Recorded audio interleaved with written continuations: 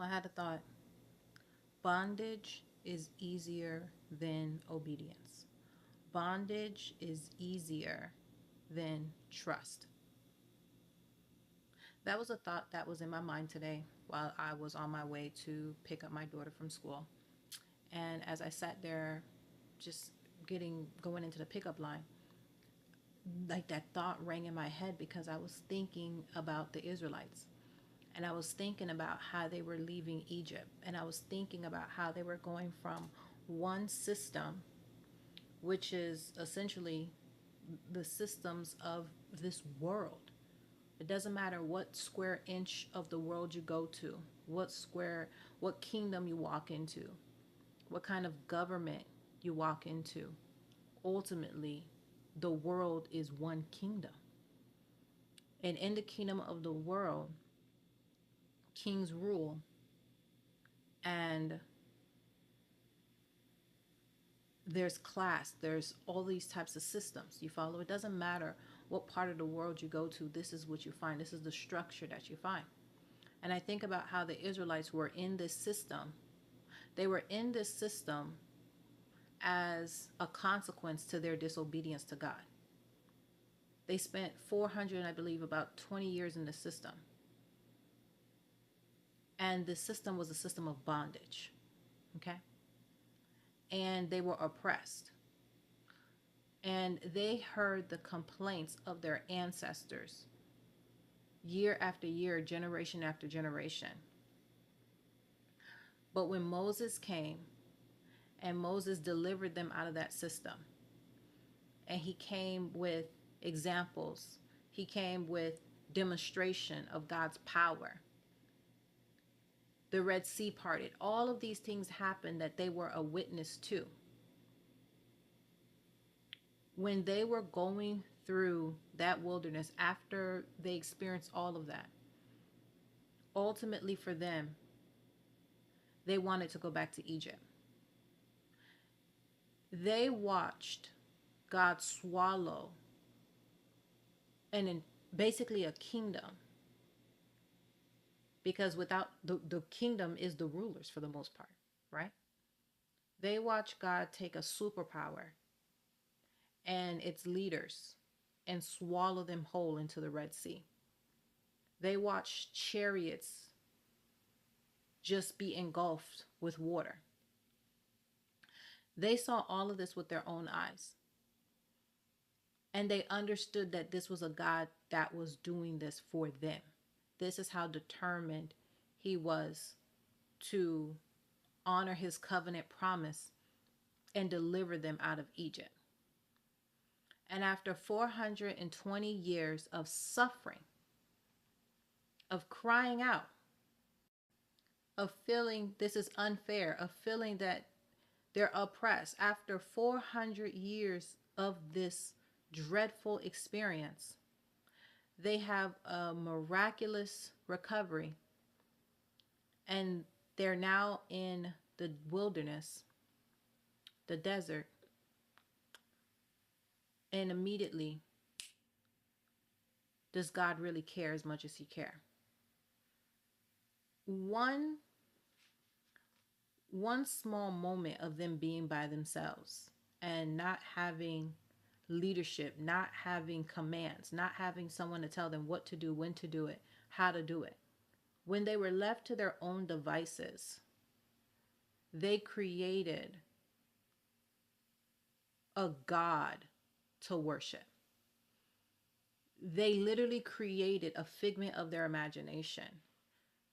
Obviously, they would have gotten a lot of that knowledge and experience with these deities from Egypt. But this creator just proved to you that these deities have no power. He just proved to you that they are weak. He just proved to you that they are nothing. These magicians and all of these different, they are nothing compared to him. And a little bit of time to themselves in the desert while Moses is up there on Mount Sinai,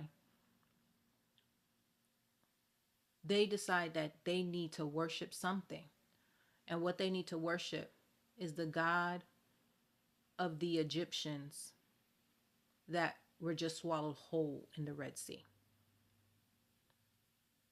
While God fed them manna from heaven, they groaned and they moaned and they complained.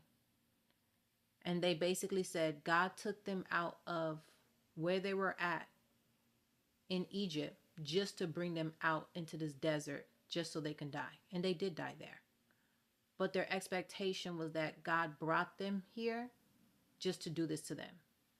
Their mindset was that God's plans towards them is ill. God doesn't really intend to prosper them. God really wants to make a mockery of them. He really wants to shame them. He really wants to do the okey doke. God wants to do a bait and switch on them. God is manipulative. That was their mindset about God. And God did everything to, one, help them to understand that they need to be obedient to him. But at the same time, where's your personal accountability? Because the reason you're in this situation is because of the sins of your ancestors. And I've delivered you and I've shown you mercy. But for them, being in Egypt, where they knew when they were going to eat, when they knew where they're going to sleep, it didn't matter how many whips were against their backs. Didn't matter how many bricks were thrown at their head. Doesn't matter how much they were spit on. Doesn't matter how much they were cursed at. At least there was a sense of security and a sense of stability. And that brought them more peace. That trauma, that bondage, that pain brought them more peace than trusting God in the unknown. And that made me think about how much when God is leading us, for many of you, God is calling you out. He's calling you out the systems of this world. And he's leading you into a place where you trust him. He's leading you to a place where he creates those steps under your feet. He's leading you to a place where you stop being reliant on these types of systems and you learn to rely on him and you learn to trust him and you learn to operate and flow through him, in him. And there's a sense of unknown there. And that sense of unknown makes you want to run back into bondage. Because ultimately, bondage is easier than trusting God. So the unmaking of a slave, it requires you to trust God again. You cannot unmake that slave mindset that we've all suffered with at some point in time, especially if you walk around with skin like mine, lighter or darker. If you've been categorized as black in this world, and if you're the descendant of slaves, there's a pushing that happens. Now, this message isn't only for black people. Don't get me confused.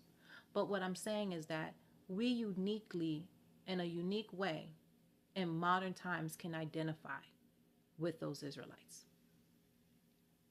And what I'm saying to you is that we will run back to the chains that we're familiar with because of we're not familiar with the God who wants to deliver us from those chains. And so much of the relationship with God requires us to become familiar with him so we can trust him and reject those chains. But when we're not familiar with him, when we're not intimate with him, when we lack trust, and when our humanity gets the best of us, we will, as human beings, choose chains over the unknown. That's how important security is to us. That's how important knowing is to us. And I want you to know that so that you don't run back to chains because you struggle to trust God.